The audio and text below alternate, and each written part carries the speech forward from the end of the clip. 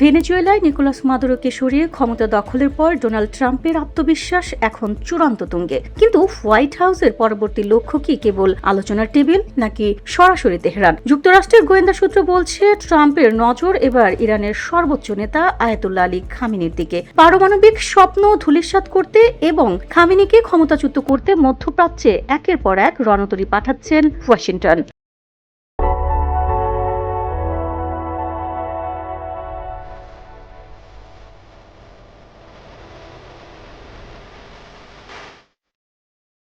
তবে প্রশ্ন সবসময় একটাই, ভেনেজুয়েলার মতো ইরান কি সহজে পতিত হবে নাকি শক্তির কাছে হার মানবে আমেরিকা? বিশেষজ্ঞরা বারবার হুঁশিয়ারি দিয়ে বলছেন, ইরান আক্রমণ ভেনেজুয়েলার অভিযান থেকে অনেক বেশি জটিল।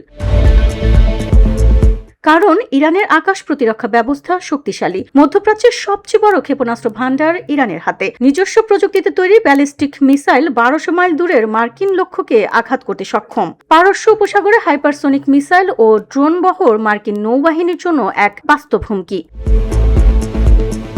বিশেষজ্ঞদের মতে, যদি ট্রাম্প সরাসরি আক্রমণ চালান, তা শুধু তেহরানের সীমান্তে সীমাবদ্ধ থাকবে না। ইয়েমেনের হুতি বিদ্রোহী, লেবাননের হিজবুল্লাহ, ইরান সিরিয়ার মিলিশিয়া সকলেই একযোগে প্রতিরোধে নামবে। অর্থাৎ পুরো মধ্যপ্রাচ্য এক দীর্ঘস্থায়ী রক্তক্ষয়ী যুদ্ধের দিকে ঠেলে যেতে পারে।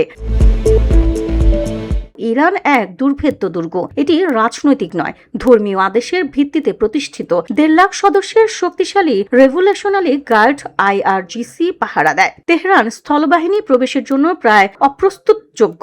সবচেয়ে বড় ভয় হরমুজ প্রণালী। বিশ্বজুড়ে তেলের 5 ভাগের 1 ভাগ এই পথ দিয়েই যায়। ইরান হুঁশিয়ারি দিয়েছে, যুদ্ধ শুরু হলে সম্পূর্ণ বন্ধ করবে। তেলের দাম রাতারাতি কয়েক গুণ বেড়ে বিশ্ববাজারে আতঙ্ক সৃষ্টি করবে। এমন পরিস্থিতি আমেরিকার ভিতরেও ট্রাম্পের জনপ্রিয়তা ধ্বংস করবে।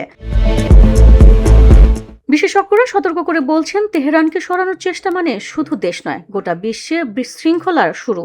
এখন প্রশ্ন হলো, ট্রাম্প কি সত্যি এই ঝুঁকি নেবে নাকি এটি কেবল তেহরানকে আলোচনার টেবিলে আনতে একটি মনস্তাত্ত্বিক চাপ? সময়ই বদলে দেবে ট্রাম্পের এই বাজি। ইরান জয় করবে নাকি মধ্যপ্রাচ্যে নতুন এক ট্র্যাজেডির জন্ম দেবে? VOD Bangla news desk.